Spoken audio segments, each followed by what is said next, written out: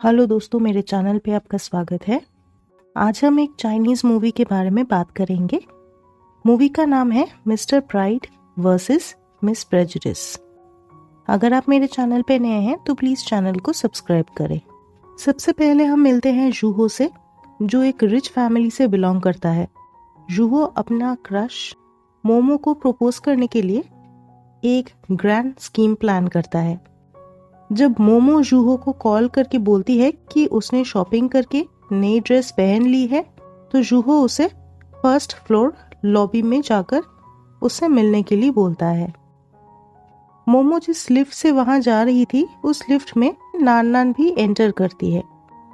नान अपनी एडिटर को फोन पे बोलती है कि जो ड्रेस वो पहनी थी उसकी प्राइस फ्रेंचाइज्ड स्टोर में 5550 युआन था। नान देखती है कि मोमो भी वही ड्रेस पहनी हुई है। लिफ्ट अचानक आवाज करने लगता है और मोमो लिफ्ट से उतर जाती है। लिफ्ट से नीचे जाने के समय नान अपनी पिक्चर्स लेती है और उसकी ड्रेस फट जाती है। जब नान फर्स्ट फ्लोर पे आती है तो जूहो उसे देखकर मोमो समझता है और अपना प्लान एग्जीक्यूट करने लगता है। एक एरो हार्ट शेप्ड पेटल्स पे थ्रो किया जाता है और वो सब पेटल्स नान के ऊपर गिर जाते हैं। नान वहां से भागने की कोशिश करती है क्योंकि उसे पोलन एलर्जी है, पर वो भाग नहीं पाती है। जब जूहो उसे प्रपोज करने नीचे आता है तो एक्सीडेंटली जूहो की वजह से नान की ड्रेस और भी फट जाती है और जूहो को भी उसके पीछे चोट लग जाता है। मोमो ऊपर से ये सब देख लेती है। जूहो को हॉस्पिटलाइज किया जाता है और उसका फ्रेंड जियानजुन उससे मिलने जाता है। जूहो उसे ये सब जूहो की मॉम को बोलने के लिए मना करता है। जब नान जूहो से मिलने जाती है तो जूहो उसे देखकर चौंक जाता है। नान उसे अपना एक आईडी प्रूफ दिखाकर बोलती है कि जूहो की वजह से उसकी जैसी खूबसूरत लड़की सफर कर रही है, क्योंकि जूहो की वजह से उसे इतना सीवियर एलर्जिक रिएक्शन हुआ है। वो जूहो से 24,300 युआन का कॉम्पेंसेशन डिमांड करती है। जूहो उसे पैसा देने से रिफ्यूज कर देता है और उन दोनों की बहस हो जाती है और नान उसे मामाज बॉय बोलती है। जूहो दिखाता है कि उसके पास क्रेडिट कार्ड है जिससे वो पे कर सकता है नान को, बट वो पे करने से रिफ्यूज करता है। जब नान जूहो से उसके क्रेडिट कार्ड लेने की कोशिश करती है तो जूहो का वॉलेट नीचे ट्रैश कैन में गिर जाता है। जूहो का बैंडेज नान की ड्रेस के जिपर पे फंस जाता है और वो दोनों एक दूसरे के ऊपर गिर जाते हैं। मोमो उन दोनों को एक साथ देखकर चौंक जाती है। जब जूहो नान को वहां से जाने के लिए बोलता है तो नान बोलती है कि उसे जब तक अपना कॉम्पेंसेशन नहीं मिलता है वो वहां से नहीं जाएगी। मोमो नान को उसका कॉम्पेंसेशन दे देती है। इसके बाद मोमो जूहो को रिजेक्ट करके वहां से चली जाती है। जब जूहो को उसका हॉस्पिटल बिल पे करने के लिए बोला जाता है तो वो ट्रैश कैंस में अपना वॉलेट को ढूंढने लगता है, पर उसे वो नहीं मिल पाता है। हॉस्पिटल बिल ना पे करने के कारण उसे हॉस्पिटल से निकाल दिया जाता है। दूसरी तरफ नान अपनी ग्रैंडमा को फोन पे बोलती है कि उसने उन्हें 24,300 युआन ट्रांसफर कर दी है, क्योंकि उस दिन को उनका डेडलाइन था उसके ग्रैंडमा की आंखों की सर्जरी का पेमेंट करने का। जूहो एक पार्क में रहता है और एक दिन वो रास्ते पे नान को देख लेता है। रास्ता क्रॉस करने के समय जूहो को फिर से चोट लग जाती है। नान उसे पहचान जाती है और जूहो उसके साथ उसके घर जाता है। जूहो उसे बोलता है कि उसे डाइसेमनेशिया है, जिसके कारण वो 3 डिजिट्स से ज्यादा किसी नंबर को याद नहीं रख पाता है और इसीलिए वो अपने सब पासवर्ड्स को एक नोटबुक में लिख लेता है, पर वो नोटबुक उसने नान की वजह से हॉस्पिटल में खो दिया था। वो बोलता है कि अपना घर का पासवर्ड उसके पास ना होने के कारण वो अपने घर के अंदर नहीं जा पाया। जूहो बोलता है कि उसका फ्रेंड जियानजुन ब्राजील गया है और वो जियानजुन को कांटेक्ट नहीं कर पा रहा है। जूहो बोलता है कि जब तक जियानजुन वापस नहीं आता है वो नान के घर में रहेगा।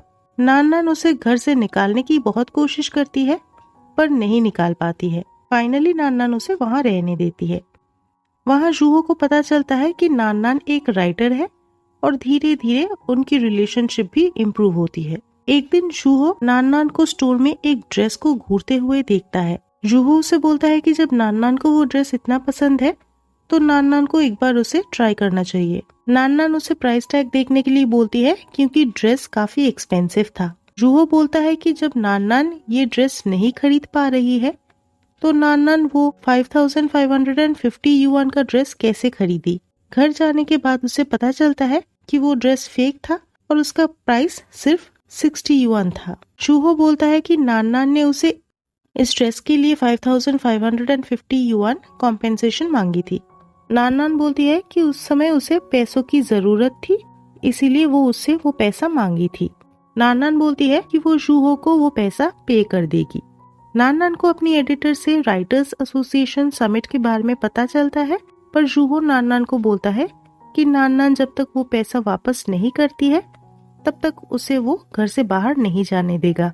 उन दोनों में घर की चाबी को लेके लड़ाई हो जाती है और नान की एडिटर उन दोनों को एक साथ देख के उन्हें मिसअंडरस्टैंड करती है। नान जूहो को अपना एक क्रेडिट कार्ड देती है जो वो इमरजेंसीज के लिए रखी थी। इसके बाद नान राइटर्स एसोसिएशन समिट में जाती है और जूहो शॉपिंग करने जाता है। जब नान घर वापस आती है तो वो देखती है कि जूहो उसके लिए वो ड्रेस लाया है जो नान उस स्टोर में देख रही थी। पर नान जब देखती है कि जूहो ने उसके कार्ड के क्रेडिट को ऑलमोस्ट एग्जॉस्ट कर दिया है तो वो गुस्सा हो जाती है। नान को बोला जाता है कि उसे वीकेंड के अंदर अपना घर का रेंट पे करना होगा और नहीं तो उसे घर से बाहर निकाल दिया जाएगा। जूहो और नान एक वीआईपी पार्किंग लॉट में जाते हैं और वहाँ वो दोनों काफी पैसा कमा लेते हैं। उसके बाद वो दोनों एक क्लब में जाकर सब पैसा खर्च कर देते हैं। जब वो दोनों घर वापस जाते हैं तो देखते हैं कि नान की चीजें बाहर रखे हुए हैं और उसका घर लॉक्ड है और उन्हें पता चलता है कि उन्हें घर से निकाल दिया गया है। वो दोनों घर से निकल जाते हैं और जूहो नान की चीजों में एक बैंक पासबुक देखता है जिसके अकाउंट में 1 लाख युआन है। उन दोनों में बहस हो जाती है और नान जूहो को अपने घर चले जाने के लिए बोलती है। जूहो बोलता है कि अगर वो अपने घर के अंदर जा पाता तो वो नान के साथ नहीं रहता। नान जूहो के घर जाकर उसके दरवाजे के लॉक को तोड़ देती है और दरवाजा खोल देती है। घर के अंदर जियानजुन नान को देखकर उसे पसंद करने लगता है। जब जियानजुन जूहो से पूछता है कि उसे नान कहाँ मिली तो जूहो उसे बोलता है कि नान की वजह से उसे हॉस्पिटल जाना पड़ा था। इसके बाद जियानजुन नान का घर का रेंट पे कर देता है और नान को उसके घर की चाबी फिर से मिल जाती है। एक दिन जियानजुन नान को उसके घर से पिकअप करता है और वो दोनों एक प्ले देखने जाते हैं। जूहो भी उन्हें फॉलो करके वहाँ पहुँच जाता है। उस प्ले में नान एक ब्रोकली का रोल प्ले करती है। जब वो दोनों देखते हैं कि नान गिरने वाली है तो वो दोनों उसे बचाने जाते हैं, पर वहाँ वो फाइट करने लगते हैं जिसके कारण जूहो नीचे गिर जाता है। वो प्ले ऑडियंस को काफी अच्छा लग जाता है।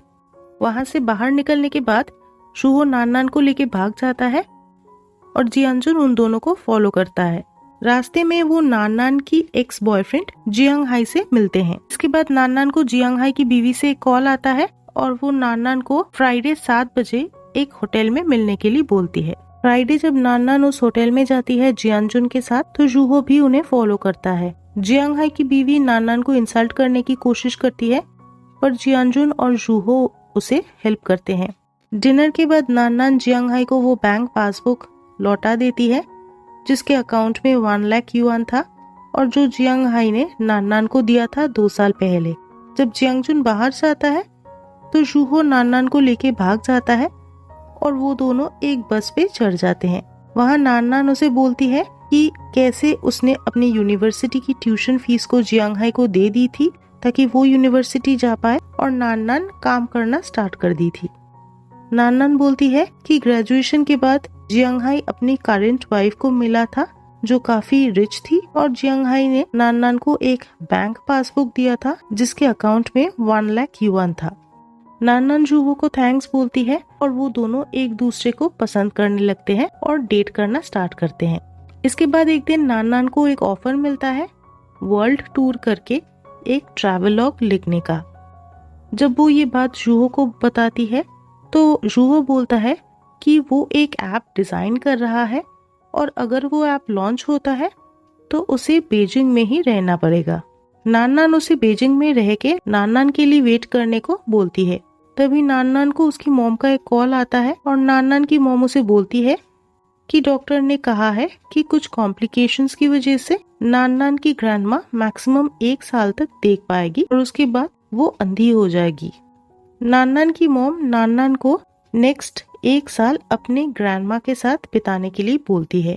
कॉल खत्म होने के बाद नान जुहो को बोलती है कि उसकी ग्रैंडमा ने उसके लिए काफी सैक्रिफाइस की है और इसीलिए वो अपनी ग्रैंडमा को दुनिया घूमने अपने साथ ले जाएगी। जुहो बोलता है कि वो भी उनके साथ जाएगा ताकि वो उनका ख्याल रख पाए। इसके बाद जुहो एक स्टोर में जाकर नान के लिए एक रिंग खरीदता है। जब वो नान को कॉल करता है तो कॉल कनेक्ट नहीं हो पाता है। जुहो नान के घर जाकर घर लॉक्ड देखता है और दरवाजा तोड़कर अंदर जाता है। घर के अंदर टेबल पे उसे नान का एक गुड बाय लेटर मिलता है जिसमें नान लिखी थी कि जुहो जियांगहाई को उसकी लाइफ से निकालने में काफी हेल्प किया था। नान लिखी थी कि वो जुहो की जियांगहाई बनके प्यार के नाम पे जुहो के सपनों को तोड़ना नहीं चाहती और उसे माफी मांगती है। इसके 1 साल बाद जुहो एक सक्सेसफुल कंपनी का हेड है। जुहो की मॉम उसे मिलके उसे पूछती है कि क्या वो अभी भी नान के लिए वेट कर रहा है। जुहो बोलता है कि वो हमेशा नान के लिए वेट करेगा। जुहो एक कॉन्फ्रेंस के लिए मिलान जाता है और वहाँ से वेरोना घूमने जाता है। वहाँ वो जूलियट के घर जाता है जहाँ एनुअल किसिंग फेस्टिवल चल रहा था लवर्स के लिए। वहाँ जाके उसे नान की याद आ जाती है और अचानक वहाँ वो नान को देख लेता है और उसे बुलाता है। नान भी उसे देख लेती है। जब जुहो उसे पूछता है कि क्या नान उसे भूल चुकी है तो नान बोलती है कि वो जुहो को कैसे भूल सकती है। जुहो बोलता है कि वो कभी भी नान को उसको छोड़ के जाने नहीं देगा और वो दोनों किस करते हैं। फाइनली जुहो उसे एक काफी ऊंची बिल्डिंग के बालकनी में ले जाता है और नान को वो रिंग पहनाता है जो वो नान के लिए खरीदा था और दोनों एक दूसरे को हक करते हैं। तो कहानी की हैप्पी एंडिंग यही हो जाती है। अगर आपको ये वीडियो अच्छा लगा तो इसे प्लीज लाइक और शेयर कीजिए। चैनल को सब्सक्राइब करना ना भूलें और बेल आइकन को प्रेस कीजिए नोटिफिकेशन के लिए वीडियोस के बारे में। फिर मिलेंगे एक नए वीडियो के साथ। तब तक टेक केयर।